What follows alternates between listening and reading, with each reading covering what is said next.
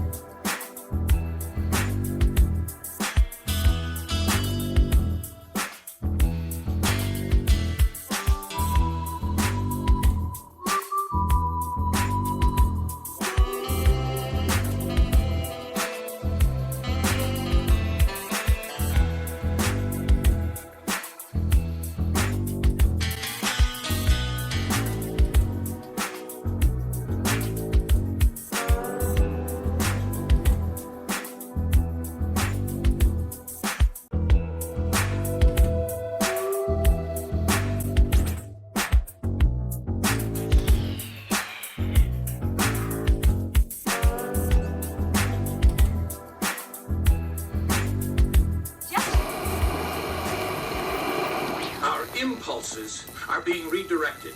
We are living in an artificially induced state of consciousness that resembles sleep. Oh, goddamn hacker, that second time tonight that asshole was cut in.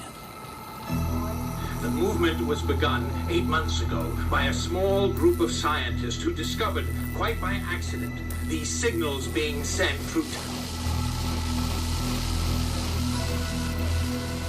It's giving me a headache. Yeah, tell me about it. Us took the hackers months to figure out how to do this. The poor and the underclass are growing. Racial justice and human rights are non-existent.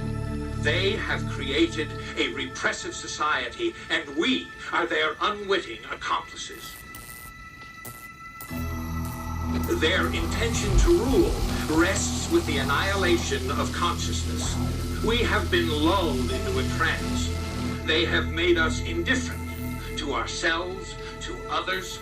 We are focused only on our own gain.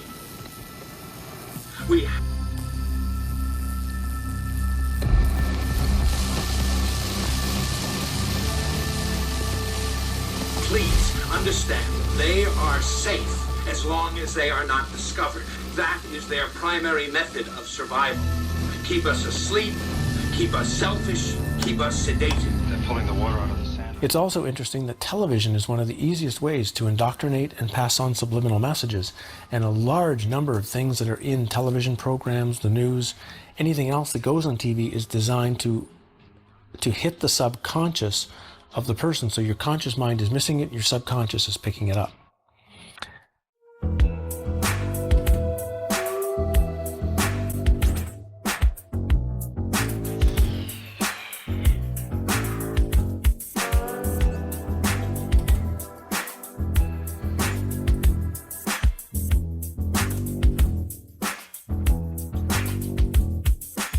He finds a box of sunglasses. Soon the church is attacked, the camp is destroyed, but he goes back, grabs the box of sunglasses that he had hidden, and goes onto the street. The movie really begins when he puts on the sunglasses, and it's two of the most important scenes in the movie. One is the sunglasses scene, and the other is the scene with the fight. And with the sunglasses on, he's going to wind up seeing something that he didn't know that he would be seeing. Everywhere he finds advertising or information or anything else, underneath it is a subliminal command. And those subliminal commands are things like this: obey, buy, consume, watch TV, stay asleep. So the sunglasses reveal the programming that is hitting the subconscious, of which the consciousness never picks up.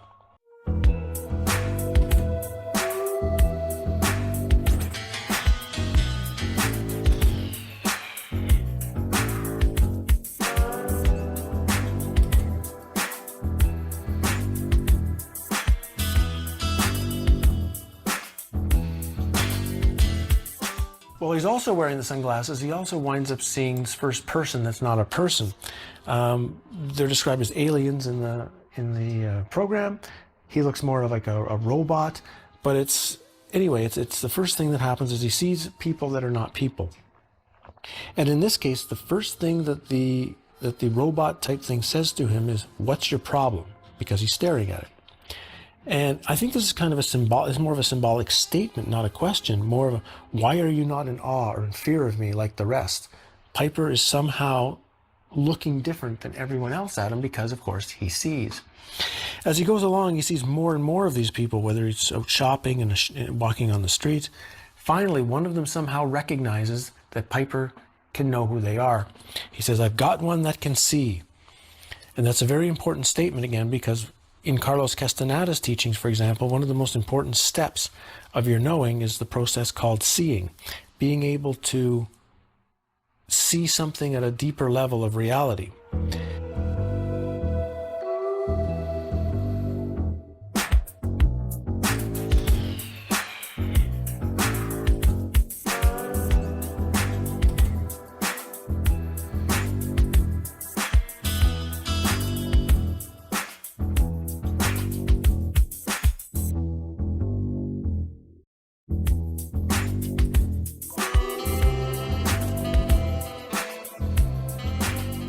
What then comes in the movie is the longest fight scene in movie history.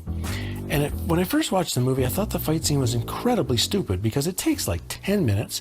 It's also hard to understand because he's not fighting the enemy. He's not fighting some alien. He's not fighting someone who's controlling him. He's fighting his best and, in fact, his only friend.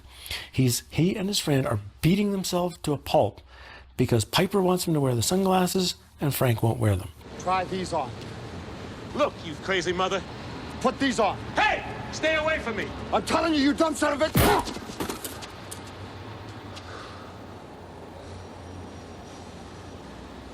I'm trying to save you and your family's life.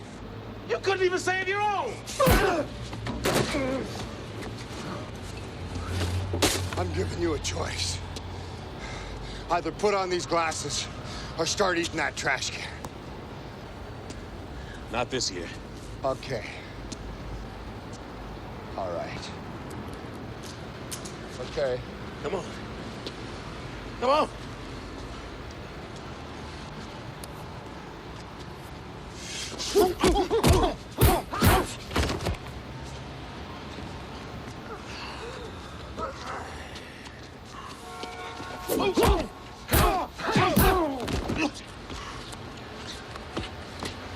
I don't want to fight you. Come on! I don't want to fight you. Come on. Stop it. No!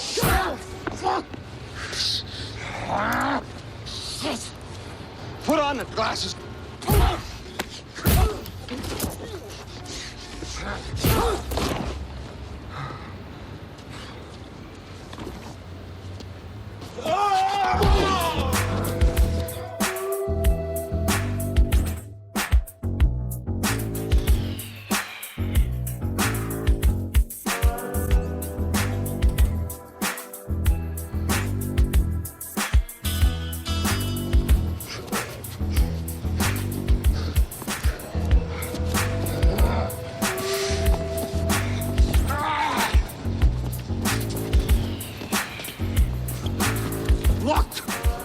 Look at them, they're everywhere! I don't know. Maybe they can see Valley, 5th and Spring. Now, hold on. You ain't the first son of a bitch to wake up out of their dream.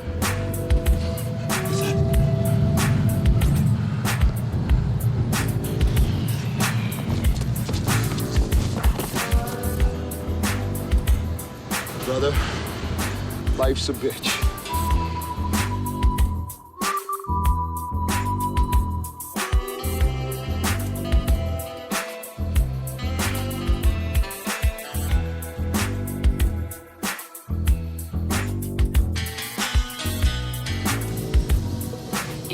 Assistance in finding your destination, bilingual instructions are posted at the end of each corridor. What language is that? I don't know. Where the hell are we? I think we're into the city. Maybe some kind of underground base or something. There gotta be a way out. I'm just hoping nobody saw us dropping in.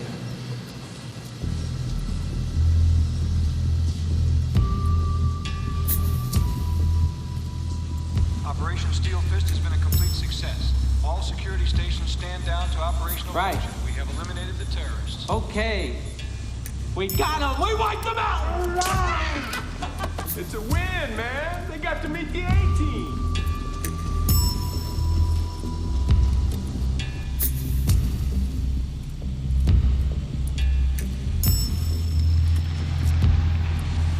I'm hearing something.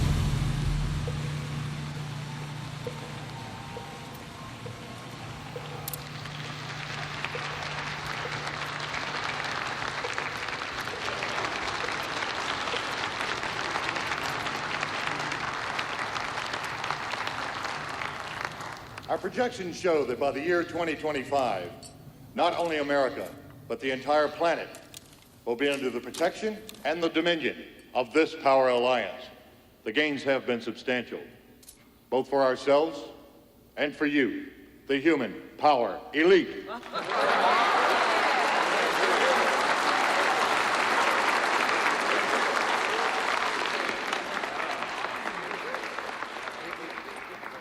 You have given us entree to the resources we need in our ongoing quest for multidimensional expansion. And in return, the per capita income of each of you here tonight has grown, and this year alone, by an average 39%.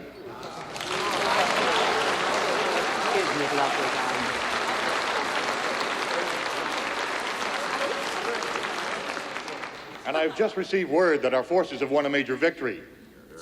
The underground terrorist network has been destroyed here on the West Coast. We are off crisis alert. The situation is normal again. How you doing, boys? I didn't know you'd been recruited. Welcome aboard. Earth is our stepping stone for a You know you boys really should have dressed for the party now you can afford it. I gotta tell you, I sure am proud to be here. You seen the whole place? I haven't had a chance to yet. Come on, I'll show you around. While they're at this party, one of the elitists in a tuxedo comes over to greet them and says, "Oh, you boys are with us now?" Now, I never thought about this, again, closely the first couple of times I saw the movie, but why would an elitist in a tux come and greet these obvious scruffy nobodies who are not wearing fancy clothes and, in a sense, look like they don't really belong there? He must know them, and I realized he does know them. The man in the tux was seen earlier in the movie as one of the men sitting on the couch watching the television when the TV got hacked. And he was discussing how the hacker was crazy. The hacker was saying something wrong. So here we have this member of the elite moving within and living as a disinformation agent within the normal population. So it's also a very interesting metaphor, very rarely picked up. Most people don't notice it. They did give him a very unique, strange, sort of scraggly voice. And it's through the voice that you can tell, and I think they chose an actor with a voice like that as a way of hopefully the audience making the connection that the character we see twice in the movie is the same person.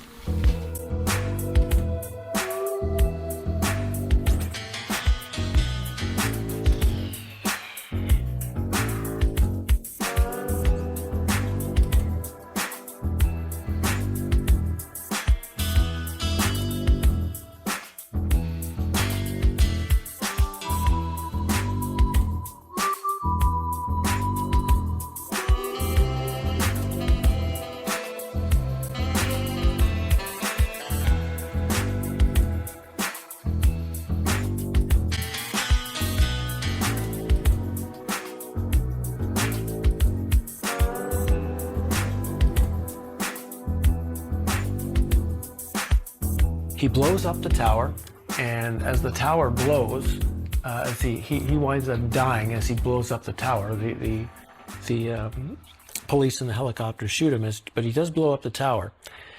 And just as this happens, all of a sudden, the spell is broken by the regular population, and now certain people of the population can be seen as aliens by everybody. And what's interesting is one of the first things that's clicked on is a television, on the television is a reporter saying not to listen to John Carpenter, who is the writer-director of this movie. So very standard to tell you that the system is telling you not to listen to anything that might reveal the system. What's also interesting is at the end of the movie, Piper has shot the transmitter and the signal that is sent out. And if you notice, again, all through the movie, we see these beaming, these signals. And again, that's very unique for today. How many towers do we see in every single place on the earth?